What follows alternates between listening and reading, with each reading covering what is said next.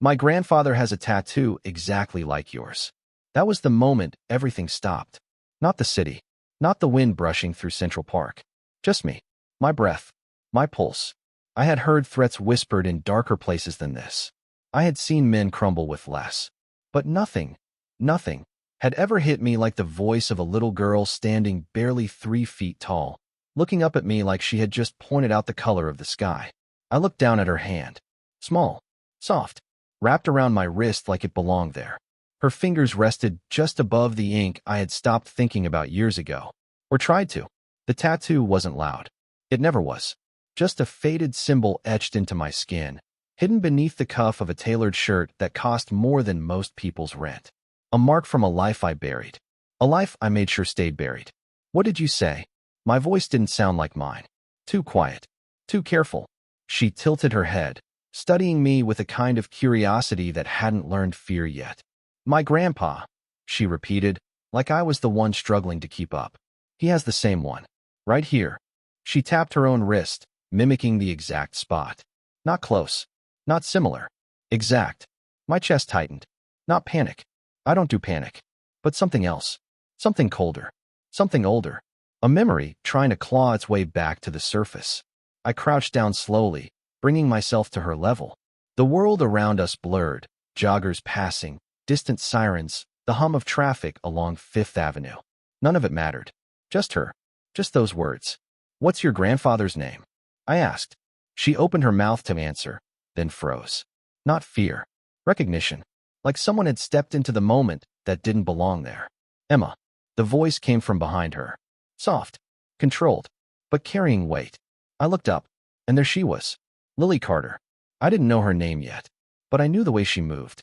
The way her body shifted just slightly forward, placing herself between me and the child without making it obvious. Protective. Intentional. Her hand rested gently on the girl's shoulder, but her eyes were locked on me. Not confused. Not curious. She knew exactly what I was. And that was a problem.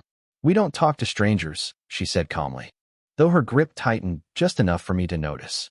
The girl, Emma, looked between us, confused by the sudden shift in tone. But he has the same, Emma. Sharper this time. Final. Silence followed. Heavy. I stood up slowly, brushing invisible dust from my sleeve, buying myself half a second to think, to recalibrate, to make sense of something that didn't make sense. Because there was only one man who ever had this mark. One. And I watched him die 20 years ago. Lily's eyes didn't leave mine. There was no panic in them. Just calculation. And something else. Something buried deep beneath years of pretending. You should go, she said quietly. Not a suggestion. A warning. I almost smiled. Not because it was funny. Because it wasn't. But because for the first time in a long time, someone had just stepped into my world without realizing it. Or maybe she had. My gaze dropped once more to the child, to her small hand still hovering near my wrist. Then back to Lily. You're right, I said. Calm. Measured. We shouldn't talk here. Her expression flickered. Just for a second. Enough. Enough to confirm what I already felt crawling under my skin. This wasn't coincidence. This wasn't random. This was something else. Something unfinished.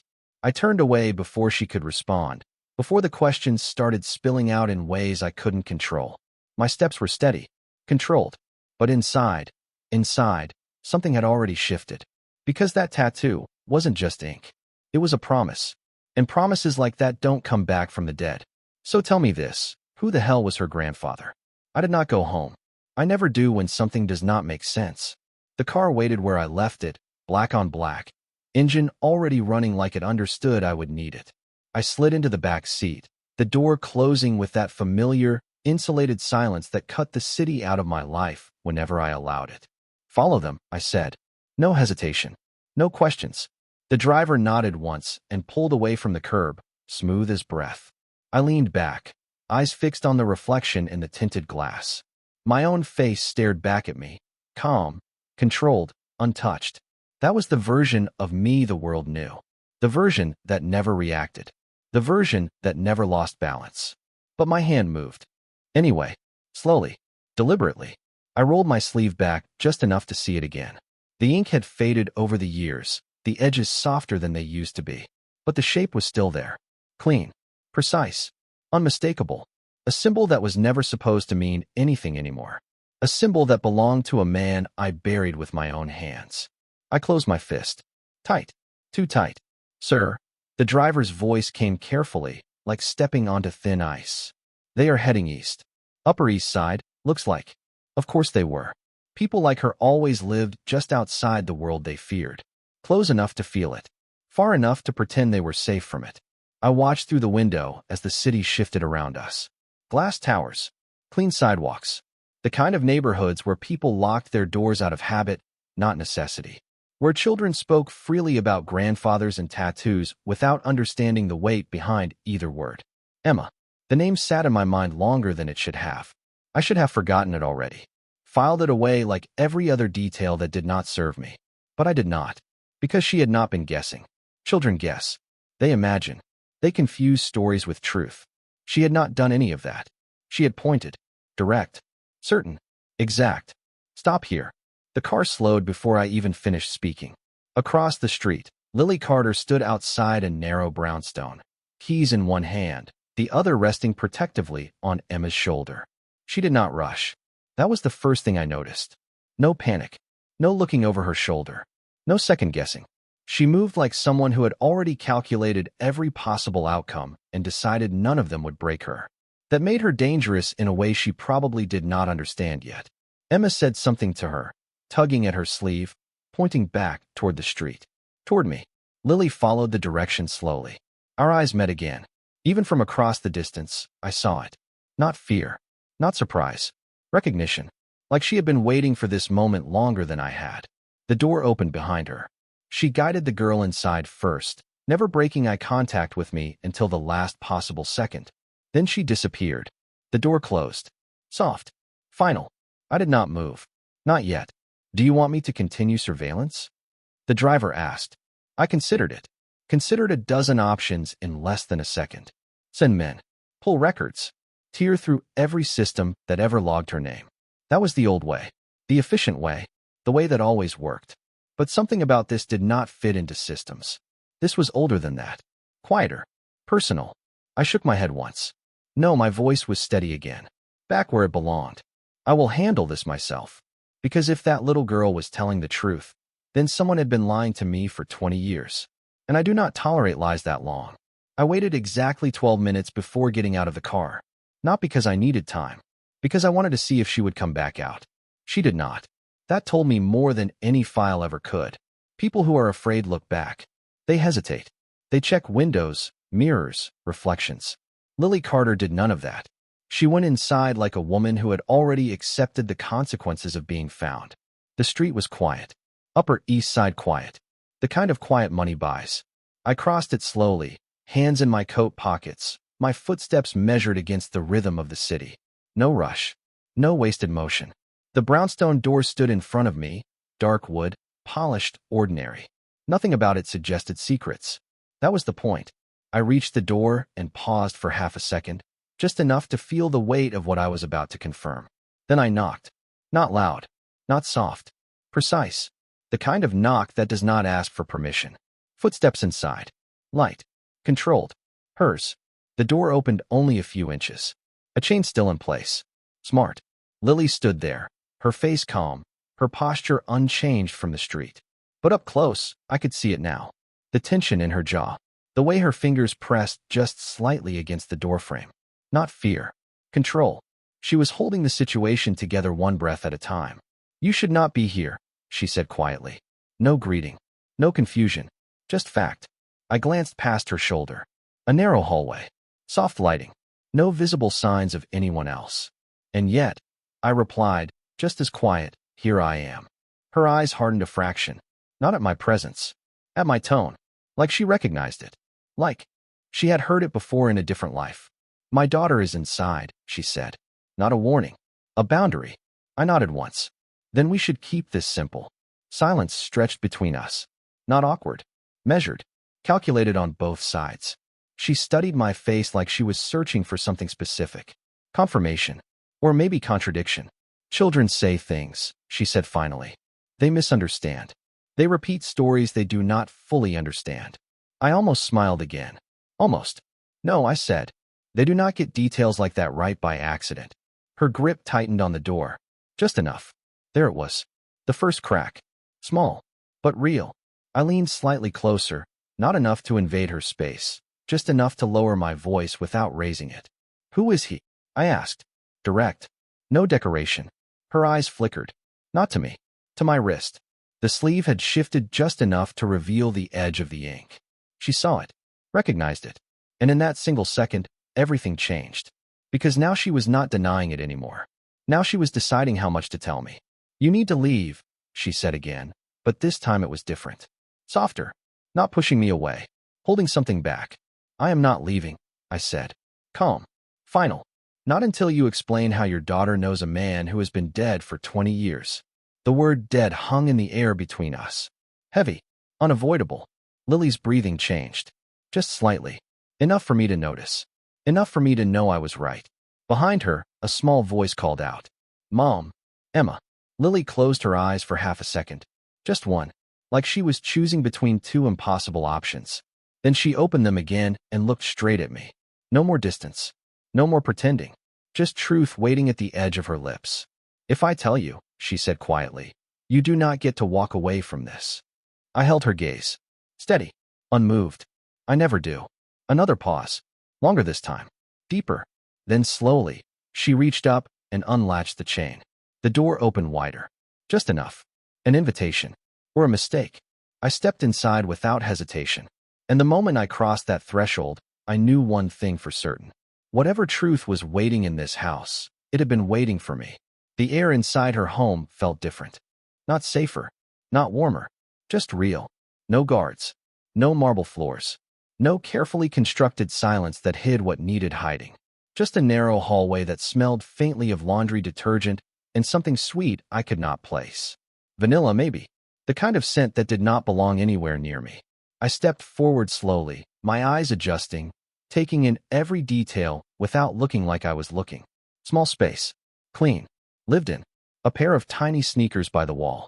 A backpack half unzipped. A notebook sticking out with crayon drawings pressed into the pages. Normal. Disarmingly normal. Lily closed the door behind me with a soft click, the sound echoing louder than it should have.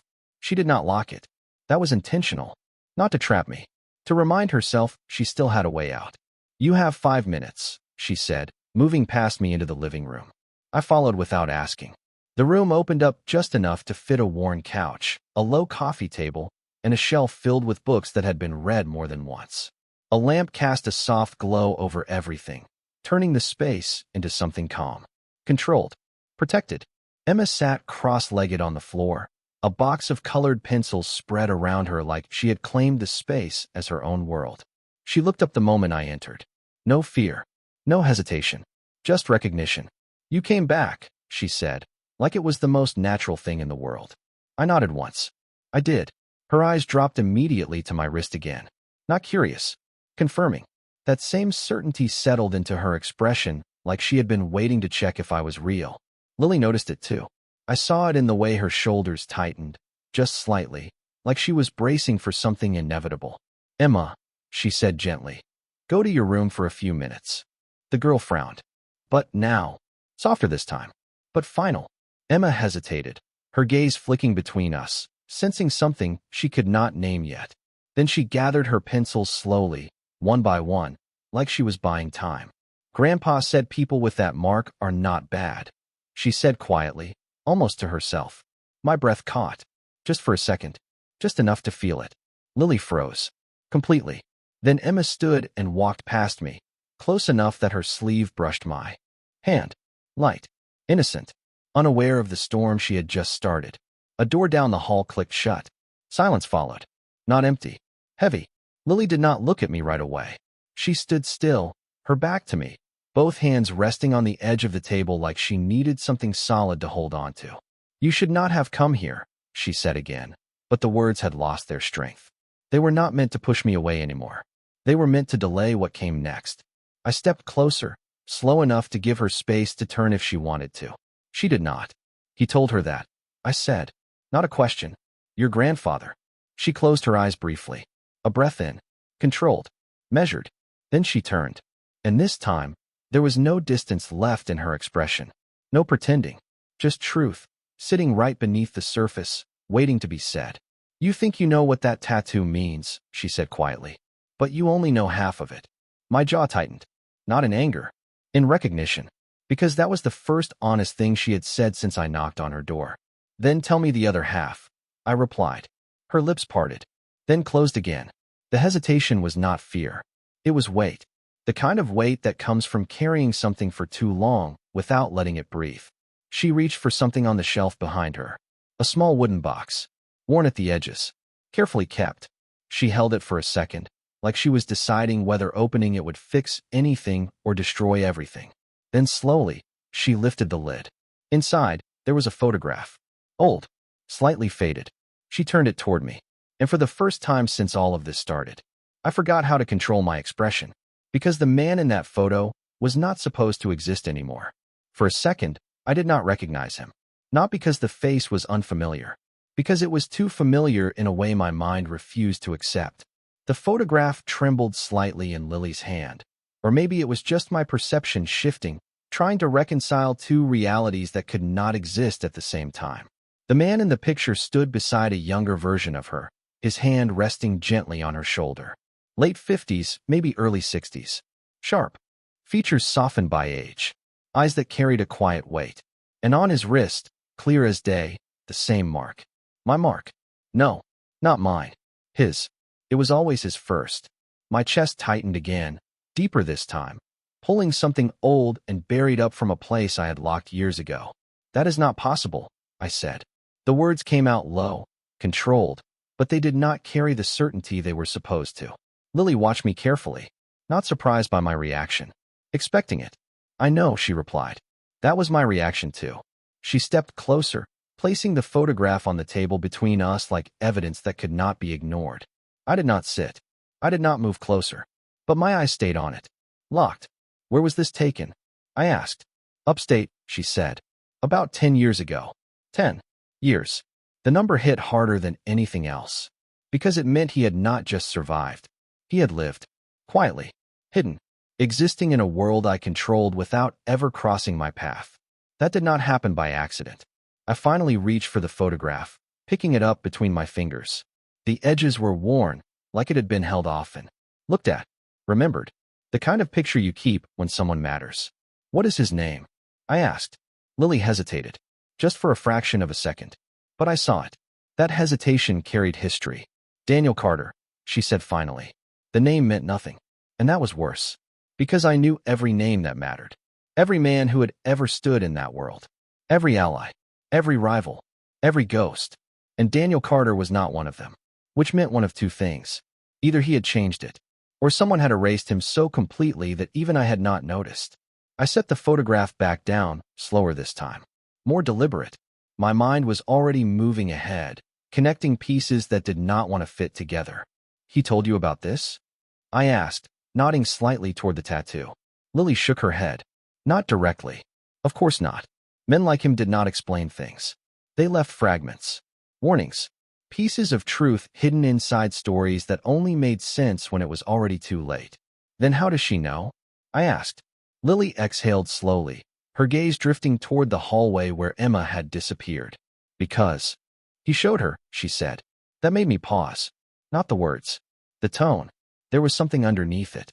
Something that did not belong to memory. "When?" I asked. Lily's eyes returned to mine.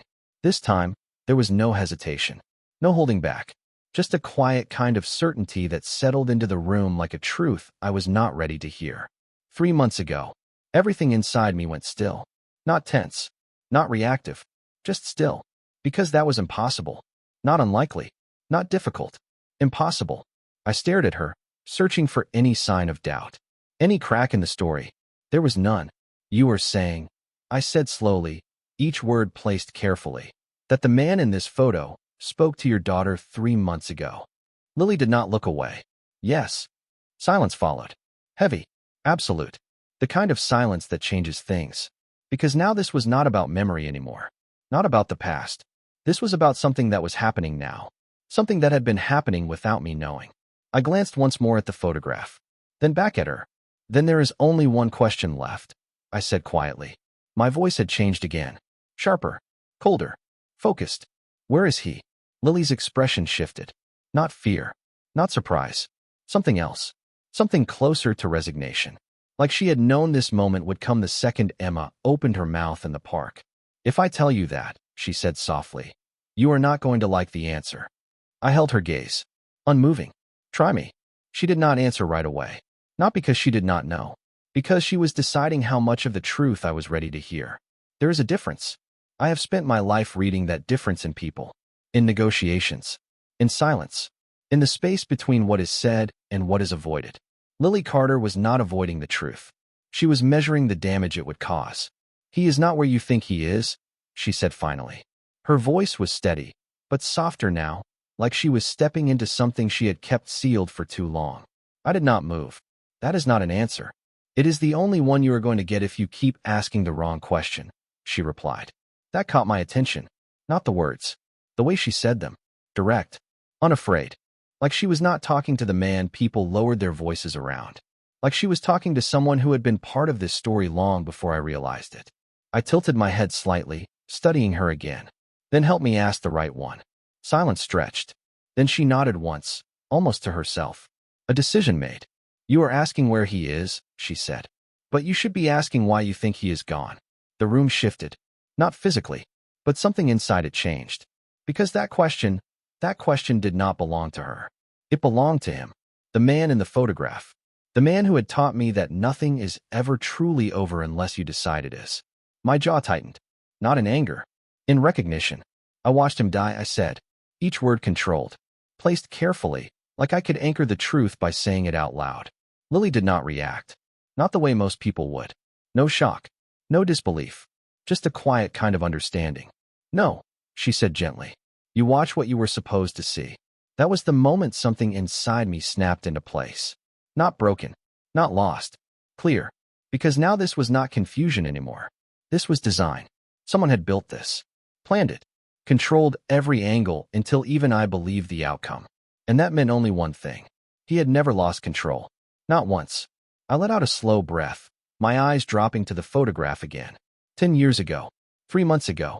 Pieces of a timeline that should not exist, but did. He planned it, I said quietly. Not a question. A conclusion. Lily nodded. He always did. There was something in her voice when she said that. Not fear. Not resentment. Respect. The kind you do not give easily. The kind that is earned over time. I looked back at her. Sharper now. Focused. Then why come back? I asked. Why now? That was the real question. Not where. Not how. Why? Because men like him do not reappear without a reason. They do not step out of the shadows unless something has changed. Lily hesitated again. This time longer. Her eyes flicked toward the hallway. Toward Emma. Then back to me. Because of her, she said. Simple. Direct. My gaze followed hers for half a second. Then returned. That does not explain anything. It explains everything, she replied. And for the first time since I walked into that house, there was something in her expression I had not seen before. Not fear. Not control. Something deeper. Protective in a way that went beyond instinct. He did not come back for you, she said quietly. He came back for her. The words landed differently than everything else. Heavier. Personal. I felt it before I processed it. A shift I did not like. A connection I had not asked for. That does not make sense, I said. But even as I said it, it started to. Because if he had stayed hidden for 20 years and chose now to reappear, it was not random. It was timing. Precise. Intentional. Always intentional. I stepped closer without realizing it, my voice lowering slightly. Then tell me what she is to him. Lily held my gaze. Unmoving. No hesitation left now. No holding back. Just truth. She is the reason he survived, she said. A pause. Then, softer. And the reason he is not hiding anymore. I stared at her. And for the first time since all of this started, I was not thinking about the past anymore. I was thinking about what was coming next. The room felt smaller after that. Not physically, but the space between us had changed. Shifted into something that was no longer about questions. Now it was about consequences. I studied her face, searching for hesitation, for doubt, for anything that would suggest she was wrong. There was none. Lily Carter was not guessing. She knew exactly what she was saying. And that meant I needed to rethink everything I thought I understood. Start from the beginning. I said. My voice was calm again, controlled. But underneath it, there was something sharper now, focused in a way that did not leave room for distraction. How does he know her? Lily exhaled slowly, like she had been holding that answer in for a long time. Because he has been watching her, she said. That did not surprise me. It confirmed what I already suspected. Men like him did not leave things to chance. Not when it mattered. From a distance, she continued. At first, I took a step closer, just enough to close the gap between us without crossing it. At first, she nodded. He did not come near us for years. Not. After everything. She stopped herself. Not ready to go there yet. I let it pass. For now. But 3 months ago, she said, her voice lowering slightly, he stopped keeping his distance. That lined up. Too perfectly. I replayed the timeline in my head again. The park. The way Emma had spoken. The certainty in her voice. This was not a single meeting. This was familiarity. Built over time. Carefully. Intentionally. He approached her, I said. Not a question. Lily shook her head. No. She approached him. That caught me off guard. Not enough to show it, but enough to feel it. Explain. Lily's eyes softened for the first time. Not toward me. Toward the memory. Emma has this habit, she said quietly. She talks to people no one else notices. Not because they are invisible, but because they do not want to be seen. I understood that immediately. That was exactly how someone like him would operate. Present, but overlooked. Always in control of how much of himself existed in a space. She saw him sitting on a bench near her school. Lily continued. Every day, same time, same place. Routine. Predictable on the surface. Strategic underneath. And she just walked up to him. Lily said, almost in disbelief even now. Started talking. Like she had known him forever. I could picture it. Too clearly. A little girl with no sense of boundaries walking straight into the orbit of a man who had spent his entire life controlling distance. And choosing not to step away. That was the part that mattered. He let her, I said. Lily nodded. Yes. Silence fell again. But this time, it was different. Not heavy. Not tense. Just inevitable. Because now I could see it. Not just what had happened. But why? And you let this continue, I said. Not accusing. Stating. Lily's expression tightened again. No, she said. I tried to stop it. There it was. The line that mattered. I held her gaze. Waiting. But every time I told her to stay away from him, she continued. She would say the same thing. A pause. Just long enough to make sure I was listening. I was. She said. He reminds her of someone she has never met. My chest tightened again. Subtle. Controlled. But there. Because that kind of connection, that did not come from coincidence. That came from something deeper. Something that existed long before either of them understood it. I glanced once toward the hallway. Toward the closed door where Emma was supposed to be. Then back at Lily. And you still do not know who he really is? I said. Lily shook her head slowly. No, she admitted. But I know one thing. I waited. He is not a stranger to you, she said. Her eyes locked onto mine. Unflinching. And whatever he is planning, it started with you long before it reached us. The words settled into place like a final piece of something I had been trying not to see.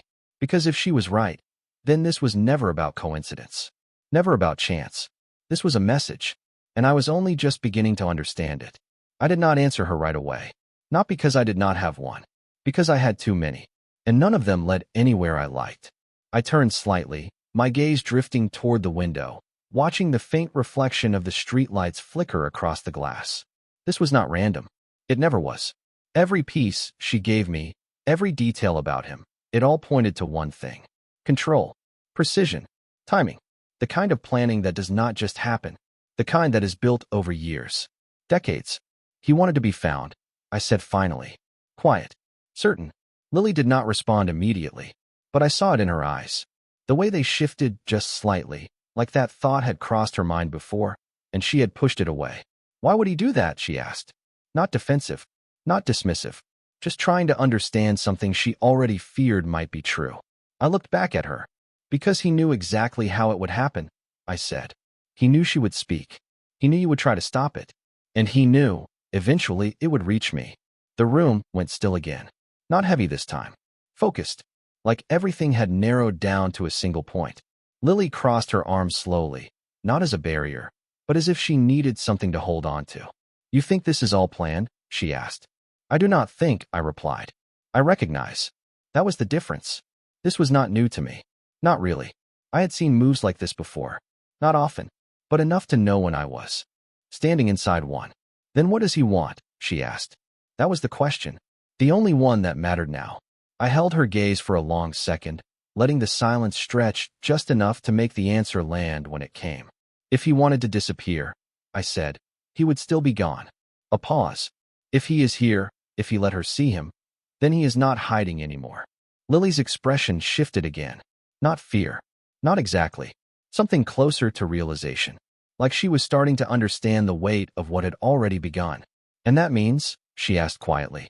I stepped closer, my voice lowering just enough that it did not need to be louder. It means whatever he is planning, it is already in motion. The words settled between us. Final. Unavoidable. Somewhere down the hallway, a floorboard creaked softly. Light. Careful. Emma. Listening. Of course she was. Children always listened when adults thought they were not. Lily noticed it too. I saw the way her head tilted just slightly, her attention splitting between me and the door. That protective instinct again. Always present. Always first. She should not be part of this, Lily said under her breath. Not to me. To herself. I followed her gaze for a moment. Then back to her. She already is, I said. No softness. No room for denial. Because that was the truth she needed to accept. Lily closed her eyes briefly, like she was trying to steady something inside her. Then she opened them again, sharper this time. Stronger. Then you need to find him, she said. Direct. No hesitation. Moved past Lily. Past the table. Past the photograph. To the hallway. The door that had been closed was now slightly open. Just an inch. Just enough. And in that narrow space, I saw it. A small hand. Resting against the edge of the frame. Not hiding. Not afraid. Waiting. I did not move. Neither did Lily. The silence stretched again. But this time, it was different. Because whatever came next was not going to come from us. The door moved just a little more. Not wide. Not sudden. Just enough to turn that narrow gap into something intentional. Emma stepped into the hallway light slowly, her small hand still resting against the frame like she had been there the whole time, waiting for the right moment to be seen. Lily turned first. Emma.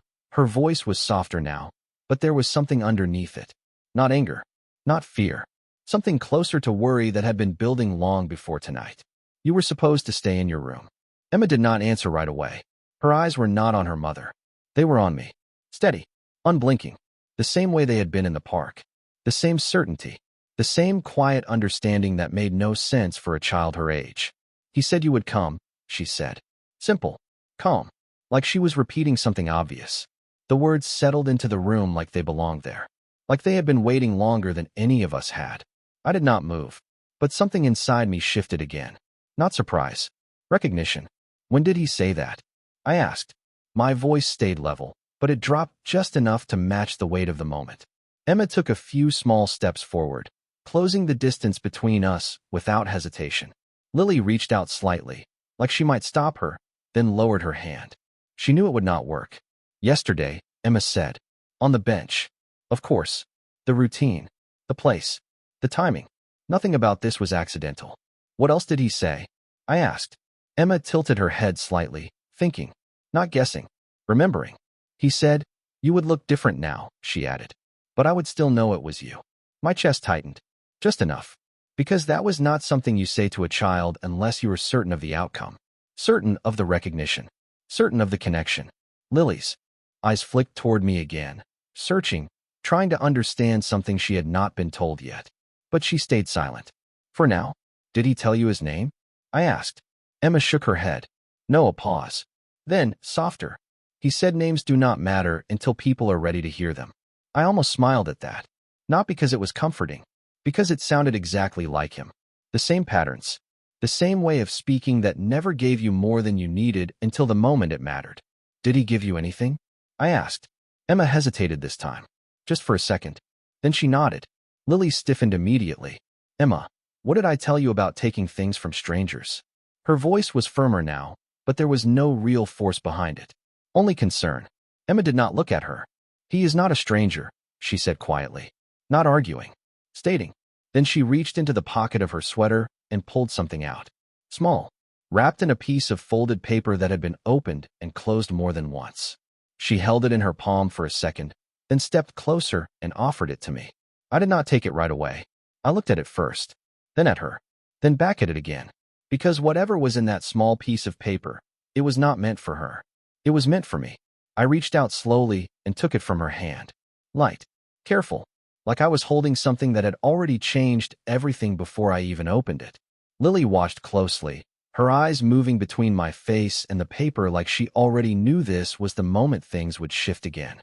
And she was right, because when I unfolded it, I did not need more than a second to understand exactly what I was looking at. A set of coordinates. Precise, clean, written in a hand I recognized immediately. Symbolic, real.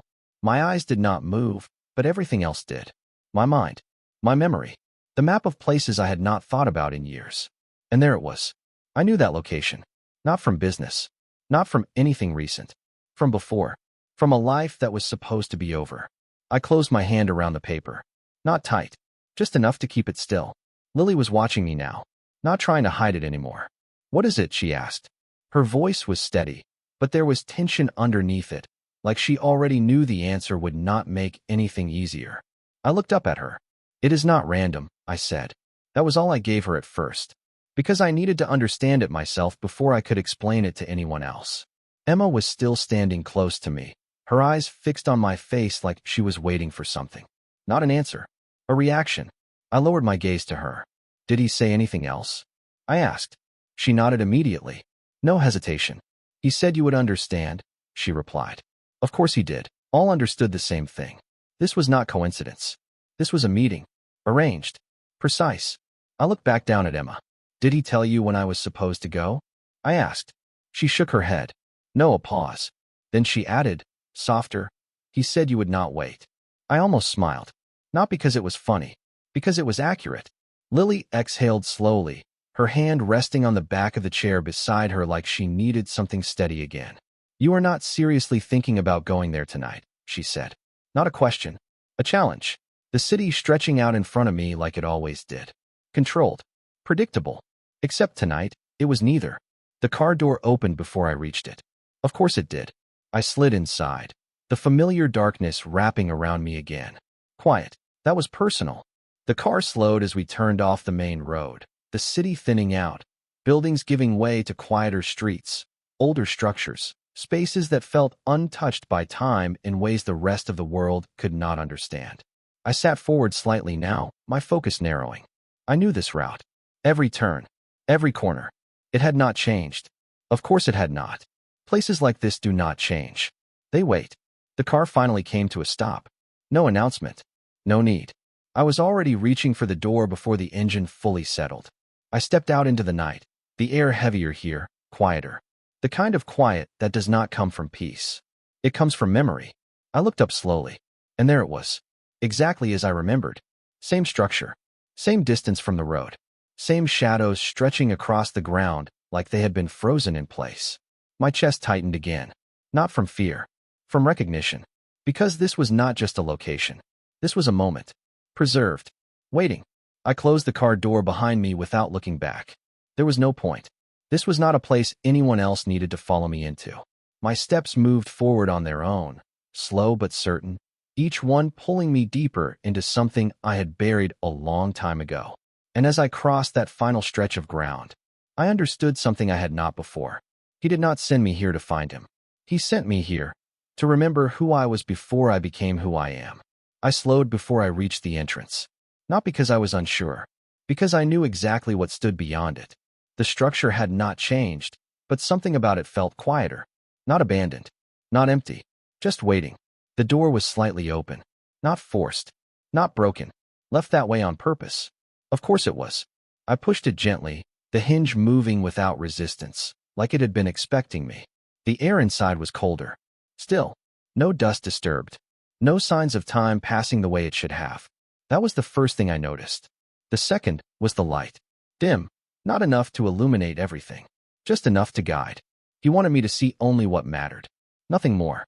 I stepped inside, my footsteps echoing softly against the floor, each sound sharper than it should have been. This place remembered sound. It held on to it. Every movement felt heavier here, like the past had not fully let go of it. I did not look around immediately. I did not need to. My body already knew where to go. 3 steps forward. Slight turn to the left. Another 5 steps. Then stop. I stood there, exactly where I had stood years ago. The same distance. The same angle. The same invisible line drawn between who I had been and who I became after that night. My eyes lifted slowly. And there it was. Not a person. Not movement. A chair. Placed in the center of the room. Simple. Wooden. Facing me. Not random. Positioned. Deliberate. I exhaled quietly, my gaze narrowing. You always did like control, I said into the silence. My voice carried further than I expected. Or maybe the room just refused to let it go. For a moment, nothing happened. No sound. No shift. Just stillness stretching long enough to make most people uncomfortable. I am not most people. I stepped closer to the chair, my hand brushing lightly against its back. Smooth. Recently cleaned. Maintained. This was not a forgotten place. This was a preserved one. You knew I would come alone, I added. Not a question. A statement. Because if he had expected anything else, the setup would have been different. The silence broke. Not loudly. Not suddenly. Just a voice. Calm. Familiar.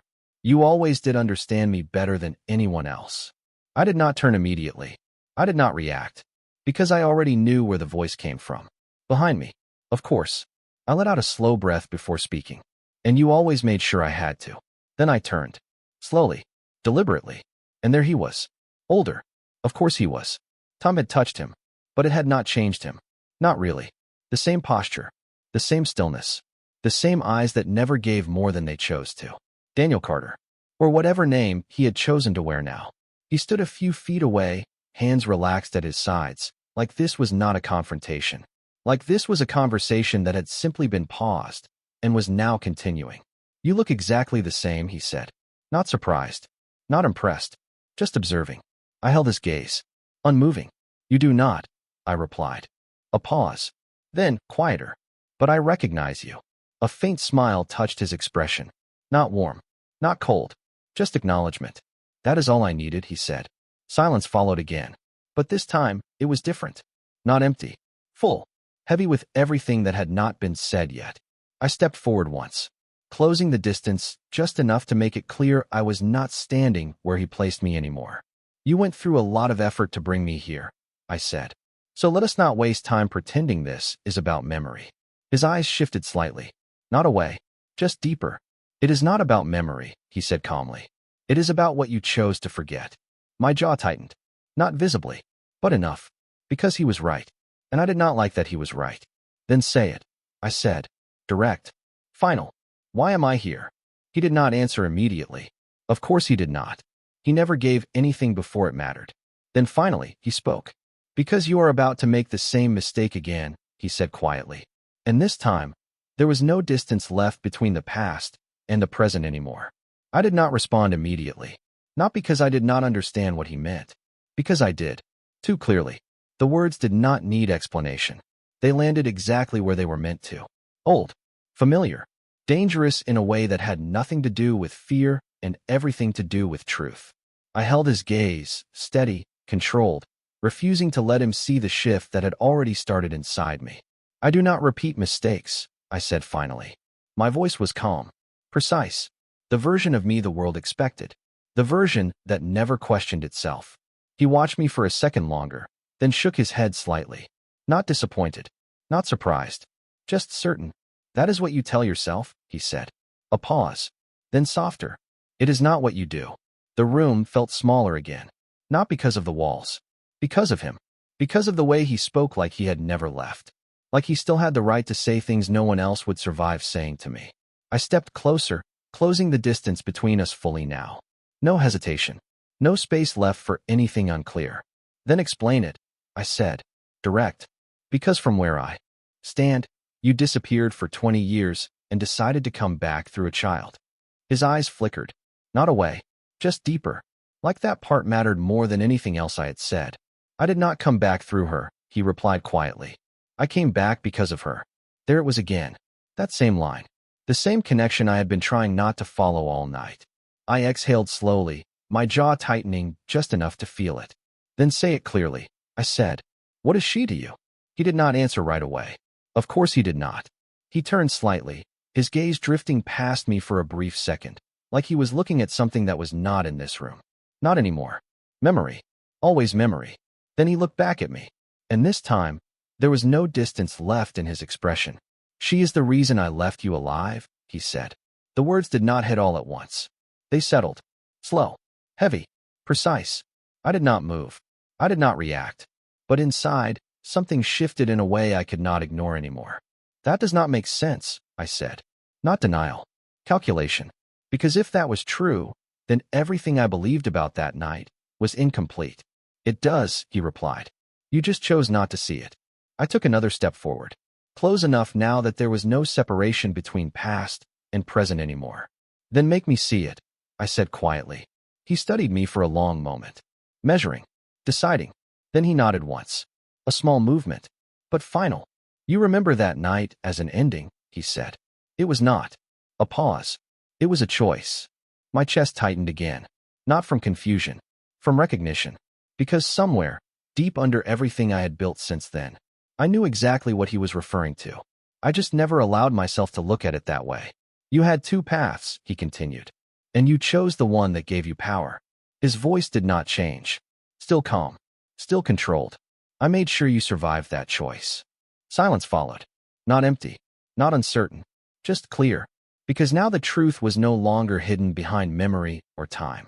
It was right here, in front of me. And it had been all along. I held his gaze, steady, unflinching, even as everything inside me rearranged itself around what he had just said. And her? I asked. My voice lower now. Not weaker. Just different. He did not hesitate this time. She is what you would have chosen if you had not become who you are. The words settled into place like something inevitable. Something that had always been waiting for me to hear it. I stood there, unmoving, the weight of it pressing in from all sides without ever touching me. Because this was not about him anymore. Not really. This was about me. About the version of me that existed before all of this. And the version that stood here now. Two paths. One choice. And somewhere between them, a child who had no idea she was standing at the center of both. I looked at him one last time, my voice steady again, but no longer untouched. You did not bring me here to warn me, I said. Not a question. A realization. He nodded once. No, a pause. Then, softer. I brought you here to see if you still remember how to choose differently. The silence that followed was not heavy. It was open, and for the first time in a long time, I was not sure which version of myself would answer it.